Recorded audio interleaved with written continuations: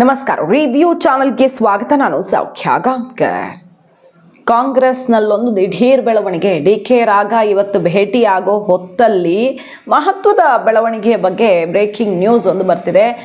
ರಾಜ್ಯದ ಪ್ರಭಾವಿ ಮಂತ್ರಿಯನ್ನ ದಿಢೀರ್ ಅಂತ ಕರೆಸ್ಕೊಂಡ ರಾಹುಲ್ ಗಾಂಧಿ. ಅವ್ರ ಜೊತೆ ಚರ್ಚೆಯಾಗಿದ್ದೇನು? ರಾಹುಲ್ ಗಾಂಧಿ ಅವರನ್ನ ಈ ಪ್ರಭಾವಿ ಮಂತ್ರಿ ಭೇಟಿಯಾಗೋಕ್ಕೂ ಮುನ್ನ ಡೆಲ್ಲಿಯಲ್ಲಿ ಇನ್ನೊಂದು ಮೀಟಿಂಗ್ ನಡೆದಿದೆ. ಕರ್ನಾಟಕ ಸಿಎಂ ಕುರ್ಚಿಗೆ ಸಂಬಂಧಪಟ್ಟಂತೆ ಅತಿ ನಿರ್ಣಾಯಕವಾದಂತಹ ಬೆಳವಣಿಗೆ. ರಾಹುಲ್ ಗಾಂಧಿ ಅವರ ಮತ್ತೊಂದು ವಿದೇಶ ಪ್ರವಾಸಕ್ಕೂ ಮುನ್ನ ಇವತ್ತು ನಡೀತಾ ಇದೆ. ಸಿದ್ದರಾಮಯ್ಯನವ್ರು ನಂಗೆ ಇದ್ಯಾವುದು ಗೊತ್ತೇ ಇಲ್ಲ ಅಂತಿದ್ದಾರೆ. ನೋಡ್ತಾ ಹೋಗೋಣ ಒನ್ ಬೈ ಒನ್. ಮಿಸ್ ಮಾಡದೆ ನಮ್ಮ ಚಾನಲ್ನ ಸಬ್ಸ್ಕ್ರೈಬ್ ಮಾಡಿ, ನಿಮ್ಮ ಅಭಿಪ್ರಾಯ ಕಮೆಂಟ್ ಮಾಡಿ ತಿಳಿಸಿ. ವೀಕ್ಷಕರೇ, ಡಿ.ಕೆ. ಶಿವಕುಮಾರ್ ಅವರು ಅಸ್ಸಾಂನ ಚುನಾವಣೆಗೆ ರಿಲೇಟೆಡ್ ಡೆಲ್ಲಿಲಿದ್ದಾರೆ. ಡೆಲ್ಲಿಯಲ್ಲಿ ಮೂರೂ ನಾಯಕರ ಜೊತೆ ಮೀಟಿಂಗ್ ಮಾಡೋದಕ್ಕೆ ಸಮಯಾವಕಾಶ ಬಹುತೇಕ ಅವ್ರಿಗೆ ಲಭ್ಯ ಆಗಿದೆ. ಇವತ್ತು ರಾಹುಲ್ ಗಾಂಧಿ ಅವ್ರ ಜೊತೆ ಮೀಟಿಂಗ್ ಆಗುತ್ತೆ. ಸೋನಿಯಾ ಮತ್ತು ಪ್ರಿಯಾಂಕಾ ವಾದ್ರಾ ಅವರನ್ನು ಕೂಡ ಆದಷ್ಟು ಬೇಗ ಭೇಟಿಯಾಗೋದು ಅವರ ಪ್ಲಾನ್. ಪ್ರಿಯಾಂಕಾ ವಾದ್ರಾ ಅವರಂತೂ ಸಿಗ್ತಾರೆ ಈಸಿಯಾಗಿ. ಅವ್ರಿಗೆ ಈಗ ಅಸ್ಸಾಂ ಮೀಟಿಂಗೇ ನಡೀತಿರೋದ್ರಿಂದಾಗಿ ಅವರೇ ಅಲ್ಲಿ ಸಂಪೂರ್ಣ ಹೊಣೆ ಹೊತ್ತಿರೋದು. ಸೋನಿಯಾ ಅವರನ್ನು ಭೇಟಿ ಮಾಡೋ ಪ್ರಯತ್ನದಲ್ಲಿ ಡಿ.ಕೆ. ಶಿವಕುಮಾರ್ ಅವರಿದ್ದಾರೆ. ಇವತ್ತು ರಾಗ ಜೊತೆಗೆ ಭೇಟಿ ಆಗುತ್ತೆ ಡಿ.ಕೆ. ಶಿವಕುಮಾರ್ ಅವ್ರದ್ದು 1-to-1 ಸುದೀರ್ಘ ಮಾತುಕತೆ. ಇಷ್ಟು ದಿನಗಳ ಬಳಿಕ ಡಿ.ಕೆ. ಶಿವಕುಮಾರ್ ಅವ್ರಿಗೆ ಸಿಗ್ತಿರುವಂಥ ಒಂದು ಅವಕಾಶ. ಈಗ ನೋಡಿ, ಇದ್ರ ನಡುವೆ ಒಂದು ಮೇಜರ್ ಡೆವಲಪ್ಮೆಂಟ್ ಆಗಿದೆ. ರಾಜ್ಯ ರಾಜಕಾರಣದಲ್ಲಿ ಇದು ಸಂಚಲನ ಸೃಷ್ಟಿ ಮಾಡಿರೋದು. ಕೈ ಪ್ರಭಾವಿ ಲೀಡರ್ ಇವರು.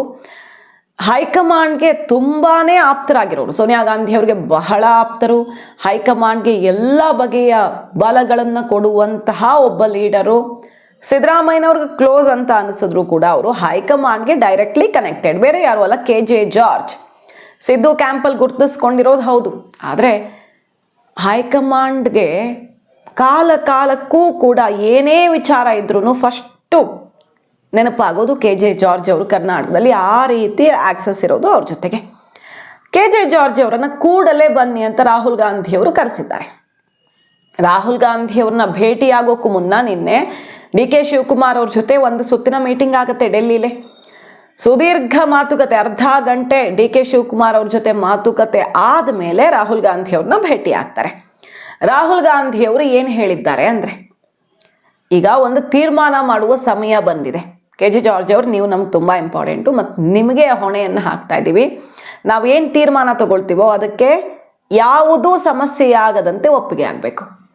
ಅದು ಹೆಂಗೆ ಕೂರಿಸ್ತಿರೋ ಗೊತ್ತಿಲ್ಲ, ನೀವು ಕೂರಿಸ್ಬೇಕು, ಇಬ್ಬರನ್ನು ಕೂರಿಸ್ಬೇಕು ಅನ್ನೋ ರೀತಿಯಲ್ಲಿ. ಹಾಗಾದರೆ ಆಯಾಮ ಹೆಂಗಿದೆ ಅಂದರೆ, ಇವರು ಸಿದ್ದರಾಮಯ್ಯನವ್ರು ಆಪ್ತ ಆಗಿರೋದ್ರಿಂದ ಸಿದ್ದರಾಮಯ್ಯನವ್ರ ಪರವಾಗಿ ಡೆಲ್ಲಿಗೆ ಮಾತಾಡೋಕೆ ಹೋಗಿರಬಹುದಾ, ಸಿದ್ದರಾಮಯ್ಯನವರ ಕುರ್ಚಿ ಉಳಿಸೋಕೆ ಹೋಗಿರಬಹುದಾ ಅನ್ನೋ ರೀತಿ ಅನ್ನಿಸ್ತಿದೆ. ಬಟ್ ಅವರು ಹೈಕಮಾಂಡ್ ಅಂತ ಬಂದಾಗ ಒಂದು ಕೈ ಸಿದ್ದರಾಮಯ್ಯನವ್ರ ಆಪ್ತ ಅನ್ನೋದಕ್ಕಿಂತ ಪಕ್ಷನಿಷ್ಠ. ಪಕ್ಷಕ್ಕೆ ಒಳಿತಾಗೋ ನಿಟ್ಟಿನಲ್ಲಿ ಅವರು ಹೈಕಮಾಂಡ್ಗೆ ಸಲಹೆ ಸೂಚನೆ ತನ್ನ ಪ್ರಯತ್ನದಲ್ಲಿ ಏನಾಗುತ್ತೋ ಅದನ್ನು ಮಾಡ್ಕೊಂಡು ಬರ್ತಾರೆ. ಈಗ ಡಿ.ಕೆ. ಶಿವಕುಮಾರ್ ಅವರನ್ನಂತೂ ಜಾರ್ಜ್ ಕನ್ವಿನ್ಸ್ ಮಾಡೋಕ್ಕಾಗಲ್ಲ. ಜಾರ್ಜ್ ಮಾತನ್ನು ಡಿ.ಕೆ. ಕೇಳಲ್ಲ. ಜಾರ್ಜ್ ಮಾತನ್ನು ಸಿದ್ದರಾಮಯ್ಯನವ್ರು ಕೇಳಬಹುದು. ಯಾಕಂದರೆ ಅವರ ಆಪ್ತ ಅವರು. ಸಿದ್ದರಾಮಯ್ಯನವ್ರಿಗೆ ಎಷ್ಟೋ ಸುದೀರ್ಘ ಅವಧಿಯಿಂದ ಸಾಥ್ ಕೊಟ್ಕೊಂಡು ಬಂದಂಥ ನಾಯಕ. ಹಣಬಲದಲ್ಲಿ ಯಾರು ಎಷ್ಟೇ ಮೆರೆದಾಡಬಹುದು, ಆದರೆ ಸೈಲೆಂಟ್ ಆಗಿದ್ದುಕೊಂಡು ಪಕ್ಷಕ್ಕೆ ಜಾರ್ಜ್ ಅವರ ಬಲ ಕಾಂಗ್ರೆಸ್ಗೆ ಯಾವ ರೀತಿ ಇದೆ ದೇಶವ್ಯಾಪಿ ಅನ್ನೋದು ಎಲ್ರಿಗೂ ಗೊತ್ತಿರೋ ಸೀಕ್ರೆಟ್. ಹಾಗಾಗಿ ಅದು ಒಂದು ವಿಷಯ ಅಂತಲ್ಲ, ಕರ್ನಾಟಕ ಅಂತ ಬಂದಾಗ ಜಾರ್ಜ್ ಅವರ ಮಾತಿಗೆ ದೊಡ್ಡ ಮಟ್ಟದಲ್ಲಿ ಬೆಲೆ ಸಿಗತ್ತೆ. ಸೊ ಜಾರ್ಜ್ ಅವರನ್ನು ಕರೆಸಿದ್ದಾರೆ ಅಂದರೆ ಇಲ್ಲೊಂದು ಮೆಸೇಜ್ ಸಿಗತ್ತೆ, ಕ್ಲಿಯರ್ ಕಟ್ ಮೆಸೇಜ್ ಸಿಗತ್ತೆ. ಡಿ.ಕೆ. ಶಿವಕುಮಾರ್ ಅವ್ರಿಗೆ ಸಿಎಂ ಕುರ್ಚಿ ಕೊಡೋದಿಲ್ಲ ಅನ್ನುವ ತೀರ್ಮಾನ ರಾಹುಲ್ ಗಾಂಧಿ ಅವರದ್ದಾಗಿದ್ರೆ ಡಿ.ಕೆ.ನ ಕನ್ವಿನ್ಸ್ ಮಾಡಬೇಕಿತ್ತು. ಡಿ.ಕೆ.ನ ಕನ್ವಿನ್ಸ್ ಮಾಡೋದಕ್ಕೆ ಕೆ.ಜೆ. ಜಾರ್ಜ್ ಕೈಲಾಗಲ್ಲ. ಅವ್ರನ್ನ ಕನ್ವಿನ್ಸ್ ಮಾಡಬೇಕು ಅಂದರೆ ಖರ್ಗೆ ಇಲ್ಲ ಪ್ರಿಯಾಂಕ್ ಖರ್ಗೆ ಅವ್ರ ಮೂಲಕ ಹೇಳಿಸ್ಬೇಕು. ಇಲ್ಲ ಅಂದರೆ ರಾಹುಲ್ ಗಾಂಧಿ ಅವರು ಇಲ್ಲ ಸೋನಿಯಾ ಗಾಂಧಿ ಅವರೇ ಹೇಳಿದ್ರು ಅವ್ರು ಸುಮ್ಮನಾಗ್ತಾರೆ. ಒಂದಂತೂ ಕ್ಲಿಯರ್, ಅವ್ರಿಗೆ ಸಿಎಂ ಕುರ್ಚಿ ಕೊಡದೇ ಇದ್ರೂ ಕೂಡ ಪಕ್ಷ ಬಿಡಲ್ಲ ಅನ್ನೋದು ರಾಹುಲ್ ಗಾಂಧಿ ಅವ್ರಿಗೂ ಗೊತ್ತು. ಈಗ ಅವ್ರಿಗೂ ಆಪ್ಷನ್ ಇಲ್ಲ ಬೇರೆ ಡಿ.ಕೆ.ಗೆ ಅಂತ. ಹಾಗಂತ ಪಕ್ಷದ ಭವಿಷ್ಯದ ಲೆಕ್ಕಾಚಾರ ಹಾಕಬೇಕು. ಸಿದ್ದರಾಮಯ್ಯನವ್ರು 5 ವರ್ಷ ಕಂಪ್ಲೀಟ್ ಮಾಡಿದ್ರು ಅವ್ರ ನಾಯಕತ್ವದಲ್ಲಿ 28ಕ್ಕೆ ಚುನಾವಣೆಗೆ ಹೋಗಲ್ಲ, ಬೇರೆಯವರೇ ಬೇಕು.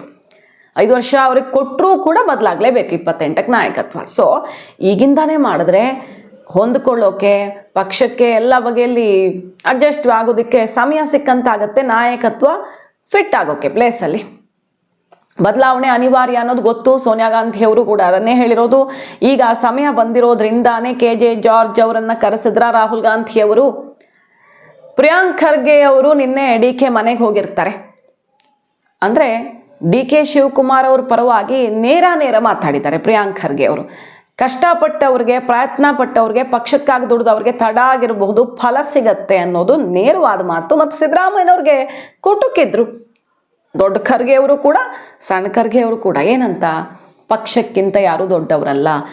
ದೊಡ್ಡ ಖರ್ಗೆ ಅವ್ರ ಮಾತು, ಯಾರು ಬಂದರೂ ಪಕ್ಷ ಅವರನ್ನು ಒಪ್ಪಿಕೊಳ್ಳತ್ತೆ, ಪಕ್ಷಕ್ಕಿಂತ ಯಾರೂ ದೊಡ್ಡವರಲ್ಲ. ಪ್ರಿಯಾಂಕ್ ಖರ್ಗೆ ಅವ್ರು ಏನು ಹೇಳಿದ್ದಾರೆ, ಸಿದ್ದರಾಮಯ್ಯನವ್ರು ಬರೋಕ್ಕಿಂತ ಮುಂಚೆನೂ ಕರ್ನಾಟಕದಲ್ಲಿ ಕಾಂಗ್ರೆಸ್ಸು ಇತ್ತು, ಕಾಂಗ್ರೆಸ್ಗೆ ಅಧಿಕಾರನೂ ಇತ್ತು. ಸೊ ಖರ್ಗೆ ಅವರ ಆಶೀರ್ವಾದ ಡಿ ಕೆ ಮೇಲಿದೆ, ಕ್ಲಿಯರ್ ಆಗಿ ಕಾಣಿಸ್ತಾ ಇದೆ. ಅದು ಸೋನಿಯಾ ಅವರ ಆಶೀರ್ವಾದ ಇದೆ. ರಾಹುಲ್ ಗಾಂಧಿ ಅವರು ಒಬ್ಬರು ಒಪ್ಕೊಳ್ಳೋದು ಬಾಕಿ ಇತ್ತು. ಈಗ ಮೊನ್ನೆ ಏರ್ಪೋರ್ಟಲ್ಲಿ ಭೇಟಿ ಆದಮೇಲೆ ತುಂಬ ಜೋಶಿಗೆ ಬಂದುಬಿಟ್ರು ಡಿ ಕೆ. ಯಾಕಂದರೆ ಪಾಸಿಟಿವ್ ರೆಸ್ಪಾನ್ಸ್ ಸಿಕ್ತು. ಡೋಂಟ್ ವರಿ, ನಾವೆಲ್ಲ ಸರಿ ಮಾಡ್ತೀವಿ, ಡೆಲ್ಲಿಗೆ ಬನ್ನಿ ಅಂತ ಕರೆ ಕೊಟ್ಟು ಹೋದರು. ಡೆಲ್ಲಿಗೆ ಬನ್ನಿ ಅಂತ ಹೇಳಿರೋದೇ ಸಿ ಎಂ ಕುರ್ಚಿ ವಿಚಾರದಲ್ಲಿ ಶುಭ ಸುದ್ದಿ ಕೊಡೋದಿಕ್ಕೆ ಅಂತ ಅವ್ರ ಆಪ್ತರಿಗಾಗಲೇ ಮಾತಾಡಿಬಿಟ್ಟಿದ್ದಾರೆ. ಡಿ ಕೆ ಸುರೇಶ್ ಅವ್ರ ಪೋಸ್ಟ್ ಕೂಡ ಅದೇ ಒಂದು ಮೆಸೇಜನ್ನು ಕೊಡ್ತಿದೆ. ಡಿ ಕೆ ಶಿವಕುಮಾರ್ ಅವರು ಕೂಡ ಪ್ರಾರ್ಥನೆ ಫಲಿಸತ್ತೆ ಅನ್ನುವಂಥ ಮಾತನ್ನು ಆಡಿದ್ರು ಅಲ್ವಾ. ಮತ್ತು ಪ್ರಾರ್ಥನೆ ಫಲ ಕೊಟ್ಟಿದೆ ಅನ್ನೋ ಅರ್ಥದಲ್ಲಿ ಬೇರೆ ಯಾವುದೋ ಪ್ರಾಜೆಕ್ಟ್ ವರ್ಕ್ ಬಗ್ಗೆ ನಾನು ಹೇಳಿದ್ದು ಅಂತಾನು ಫಲ ಕೊಟ್ಟಿದೆ ಅಂತಾನೆ ಹೇಳೂ ಬಿಟ್ರು ಮೊನ್ನೆ, ಬೇರೆ ಇದಕ್ಕೆ ಕನೆಕ್ಟ್ ಮಾಡಿಕೊಂಡು. ಆ ಮೂಲಕ ಡಿ ಕೆ ಶಿವಕುಮಾರ್ ಅವರು ಇಷ್ಟು ದಿನಗಳ ಬಳಿಕ ಸ್ವಲ್ಪ ಜೋಶಲ್ಲಿರೋದು ಕಂಡು ಬಂತು. ಅದು ಈಗ ಸ್ಪಷ್ಟವಾಯ್ತಾ ಡೆಲ್ಲಿಯಲ್ಲಿ ನಡೆದ ಈ ಬೆಳವಣಿಗೆಯಿಂದ. ಕೆ ಜೆ ಜಾರ್ಜ್ ಅವ್ರಿಗೆ ದಿಢೀರ್ ಕಾಲ್ ಬರುತ್ತೆ, ಡಿ ಕೆ ಜೊತೆ ಮಾತಾಡಿಕೊಂಡು ರಾಹುಲ್ ಗಾಂಧಿ ಅವ್ರನ್ನ ಭೇಟಿ ಆಗ್ತಾರೆ. ಮತ್ತು ಜಾರ್ಜ್ ಅವರ ಹೆಗಲಿಗೆ ಈಗ ಸಂಪೂರ್ಣವಾಗಿ ಜವಾಬ್ದಾರಿ ಹಾಕಲಾಗಿದೆ. ನಾವು ಒಂದು ನಿರ್ಧಾರ ತಗೊಳ್ತಾ ಇದ್ದೀವಿ, ಅದರಿಂದ ಏನೂ ಸಮಸ್ಯೆ ಆಗದಂತೆ ನೀವು ನೋಡಬೇಕು. ಈಗ ಏನು ಸಮಸ್ಯೆ ಆಗುತ್ತೆ, ಸಿದ್ದರಾಮಯ್ಯನವ್ರನ್ನ ಇಳಿಸಿದ್ರೆ ಆ ನಿರ್ಧಾರ ಆಗಿದ್ರೆ high command, Satish Jarkiholi, M B ಪಾಟೀಲ್ರಿಗೆ ಬೇರೆ ಥರ ರೂಟಲ್ಲಿದ್ದಾರೆ, ಮೊದಲಿನ ಥರ ಇಲ್ಲ. ಅವರು ಡೈರೆಕ್ಟ್ಲಿ ಹೈಕಮಾಂಡ್ ಜೊತೆ ಕನೆಕ್ಟೆಡ್ ಆಗಿದ್ದಾರೆ. ಮೊದಲಿನ ಥರ ಸಿದ್ದರಾಮಯ್ಯನವರ ಮೂಲಕ ಕನೆಕ್ಷನ್ ಇಲ್ಲ. ಸೊ ಅವರು ಭವಿಷ್ಯದ ಲೆಕ್ಕಾಚಾರದಲ್ಲಿ ಆಲ್ರೆಡಿ ಇದ್ದಾರೆ. ಅವ್ರನ್ನೆಲ್ಲ ವಿಶ್ವಾಸಕ್ಕೆ ತಗೊಳ್ಳೋ ಪ್ರಯತ್ನ ಡಿ ಕೆ ಶಿವಕುಮಾರ್ ಅವರು ತುಂಬ ಜೋರಾಗೆ ಮಾಡಿ ಮೊನ್ನೆ ಎಲ್ಲ ಮೀಟಿಂಗ್ ಎಲ್ಲ ಮಾಡ್ಕೊಂಡು ಬಂದರು. ಸತೀಶ್ ಜಾರಕಿಹೊಳಿ ಟೆನ್ಷನ್ನು, ರಾಜಣ್ಣನವರದ್ದು ಟೆನ್ಷನ್ನೇ, ಬಟ್ ಅವರು ಅಂಥದ್ದೇನೂ ಮಾಡೋಕ್ಕಾಗಲ್ಲ. ಜಮೀರ್ ಅಹಮದ್ ಖಾನ್, ಸತೀಶ್ ಜಾರಕಿಹೊಳಿ, ಈ ರೀತಿಯ ಒಂದಿಷ್ಟು ಜನ ಪ್ರಮುಖ ಸಮುದಾಯದ ಅತ್ಯಂತ ನಿರ್ಣಾಯಕ ವೋಟ್ ಬ್ಯಾಂಕ್ ಕಾಂಗ್ರೆಸ್ಗೆ, ಆ ನಾಯಕರುಗಳನ್ನು ವಿಶ್ವಾಸಕ್ಕೆ ತಗೊಳ್ಬೇಕು. ಅವರು ಸಿಡ್ದೇಳ್ಬಹುದು, ಶಾಸಕರ ಗುಂಪು ಸಿಡ್ದೆದ್ದು ಹೋಗ್ಬೋದು. ಆ ನಾಯಕರು ಸುಮ್ಮನಿದ್ರು ಅವರು ತಂಡ ಕಟ್ಟಿ ಕಳಿಸ್ಕೊಡ್ಬಹುದು ಸೈಲೆಂಟಾಗಿ. ಯಾರು ಗೊತ್ತು, ಏನು ಬೇಕಾದರೂ ಆಗಬಹುದು. ಅದಾಗಬಾರ್ದು. ಈಗ ಹೈಕಮಾಂಡ್ಗಿರೋ ಟೆನ್ಷನ್ ಅದು. ಡಿ ಕೆ ಕೊಟ್ಟು ಬಿಡೋದು ಸುಲಭ, ಮುಂದಿನ ಪರಿಣಾಮ ಸಿದ್ದರಾಮಯ್ಯನವ್ರನ್ನ ಎದುರು ಹಾಕ್ಕೊಳ್ಳೋದು, ಸಮುದಾಯ ಅವ್ರ ಬೆನ್ನಿಗಿರೋ ಅಹಿಂದ ಸಮುದಾಯವನ್ನು ಎದುರು ಹಾಕ್ಕೊಳ್ಳೋದು ಆಗಲ್ಲ. ಸೊ ಈಗ ಹೇಳ್ತಿರೋದೇನು ಕಾಂಗ್ರೆಸ್ ಹೈಕಮಾಂಡು, ಇದು ಬಿಸಿ ತುಪ್ಪದಂಥ ಒಂದು ಪರಿಸ್ಥಿತಿ, ಸೂಕ್ತವಾದ ಪರಿಹಾರವನ್ನು ನಾವು ತಗೊಳ್ತೀವಿ, ಆದರೆ ಅದರ ಪರಿಣಾಮವನ್ನು ನೀವು ಸರಿ ಮಾಡಬೇಕು ಅಂತ ಜಾರ್ಜ್ ಅವರ ಹೆಗಲಿಗೆ ಹಾಕಿದ್ದಾರೆ ಈಗ.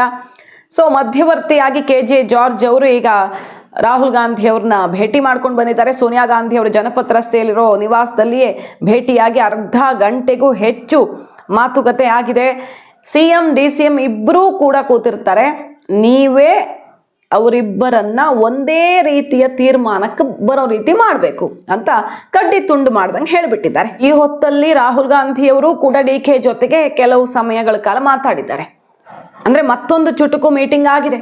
ಜಾರ್ಜ್ ಅವ್ರ ಜೊತೆ ಮೀಟಿಂಗ್ ಆದಮೇಲೆ, ಖರ್ಗೆ ಅವ್ರ ನಿವಾಸದಲ್ಲಿ ಒಂದು ಸುತ್ತು ಅಸ್ಸಾಂದೆಲ್ಲ ಮೀಟಿಂಗ್ ಆದಮೇಲೆ ರಾಹುಲ್ ಗಾಂಧಿಯವರು DK ಜೊತೆಗೆ ಮುಖಾಮುಖಿಯಾಗಿ ಕೆಲವು ಸಮಯ ಮಾತಾಡಿದ್ದಾರೆ. ಸೊ ಒಂದು ಸುತ್ತಿನ ಮಾತುಕತೆ ಆಗಿದೆ. ಜಾರ್ಜ್ ಅವರಿಂದ ಸಂದೇಶವನ್ನು ರಾಜ್ಯಕ್ಕೆ ಕಳಿಸಿದ್ದಾರೆ. ಸೊ ಮೇಜರ್ ಡೆವಲಪ್ಮೆಂಟು ಕರ್ನಾಟಕ ಪಾಲಿಟಿಕ್ಸಲ್ಲಿ. ರಾಹುಲ್ ಗಾಂಧಿ ಅವರು ಈ ಸಲ ಲಂಡನ್ಗೂ ತೆರಳೋ ಮುನ್ನ, ಈಗ ಹೋಗ್ತಾ ಇದ್ದಾರೆ ಅವ್ರು, ನೆಕ್ಸ್ಟ್ ವೀಕು ಲಂಡನ್ಗೆ ಹಾರ್ತಾರೆ. ಅದಕ್ಕಿಂತ ಮುಂಚೆ ಒಂದು ನಿರ್ಧಾರ ಆಗಬೇಕು. ಮುಂದಿನ ವಾರವೇ CM ಬದಲಾವಣೆ ಅಥವಾ CM ಬದಲಾವಣೆ ಇಲ್ಲ ಅನ್ನೋದು ಘೋಷಣೆ ಆಗುತ್ತೆ ಅನ್ನೋದಲ್ಲ, ನಿರ್ಧಾರ ಇಬ್ಬರ ನಡುವೆ ಖಚಿತವಾಗಿ ಪ್ರಸ್ತುತಪಡಿಸ್ತಾರೆ. ಅದನ್ನು ಜಾರ್ಜ್ ಅವ್ರ ಹೆಗಲಿಗೆ ಹಾಕಿರೋದು. ಆ ಅನೌನ್ಸ್ಮೆಂಟ್ ಸಮಯದಲ್ಲಿ ನೀವೇ ಜವಾಬ್ದಾರರು ಅಂತ. ಬಜೆಟ್ ಅಂತೂ ಸಿದ್ದರಾಮಯ್ಯನವ್ರು ಮಂಡಿಸ್ತಾರೆ.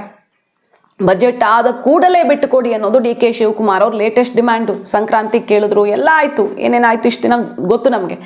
ಆದರೆ ಇನ್ನೂ ಇದು ಸಹನೆಯ ಕಟ್ಟೆ ಹೊಡಿತಿದೆ ಅಂತ ಅವರು ಖರ್ಗೆ ಅವ್ರ ಜೊತೆ ಮಾತಾಡಿದ್ದು. ಏನು ಮಾಡೋಕ್ಕೆ ಸಾಧ್ಯ? ನಾನು ಪಕ್ಷಕ್ಕಾಗಿ ನಾನು ಎಷ್ಟು ನಿಷ್ಠೆಯಿಂದ ಇರ್ತೀನಿ ಅಂದರೆ, ಆಯಿತು ನೀವು ಏನು ಮಾಡ್ತಿರೋ ಮಾಡಿ, ನನ್ನ ಕೆಲಸ ನಾನು ಮಾಡ್ತೀನಿ, ಆದರೆ ಬಜೆಟ್ ಆದ ಮೇಲಾದರೂ ನೀವು ಅರ್ಥ ಮಾಡಿಕೊಂಡು ಹುದ್ದೆಯನ್ನು ಕೊಡಿಸ್ಕೊಡಿ ಅನ್ನುವಂಥ ತನ್ನ ಅಳಲನ್ನು ತೋಡ್ಕೊಂಡಿದ್ದಾರೆ.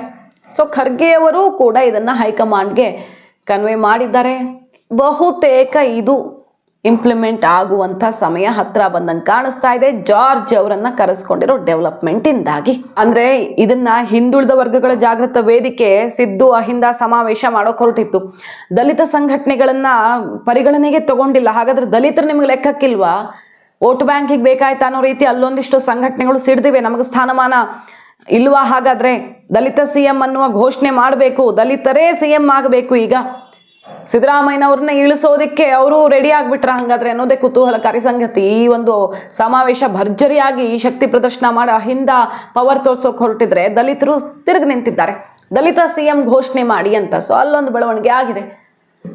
ಸಿದ್ದರಾಮಯ್ಯನವ್ರನ್ನ ಕೇಳಿದ್ರೆ ಡೆಲ್ಲಿಲಿ ಆಗ್ತಿರೋ ಯಾವುದೇ ಬೆಳವಣಿಗೆ ನಂಗೆ ಗೊತ್ತಿಲ್ಲ. DK ಡೆಲ್ಲಿಗೆ ಹೋಗಿದ್ದಾರಾ ನನಗೆ ಗೊತ್ತೇ ಇಲ್ಲ. ಈ ಮೀಟಿಂಗ್ ರಾಹುಲ್ ಗಾಂಧಿ DK ನಡುವೆ ಆಗಿರುವಂಥ ಮೀಟಿಂಗ್, ಒಂದು ಮೀಟಿಂಗ್ ಆಗಿದೆ ಆಲ್ರೆಡಿ, ಇಬ್ರು ಮೀಟ್ ಆಗಿದ್ದಾರೆ, ಇನ್ನೊಂದು ಸುತ್ತನ ಮಾತುಕತೆ ಆಗಲಿದೆ. ಇದ್ರ ಬಗ್ಗೆ ನನಗೆ ಮಾಹಿತಿಯೇ ಇಲ್ಲ ಅಂತ ಸಿದ್ದರಾಮಯ್ಯನವರು ಹೇಳ್ತಾ ಇರೋದು. ಈಗ ರಾಜಣ್ಣವ್ರ ಮನೇಲಿ ನಿನ್ನೆ ಭೋಜನ ಕೂಟ ಎಲ್ಲ ಆಯಿತು.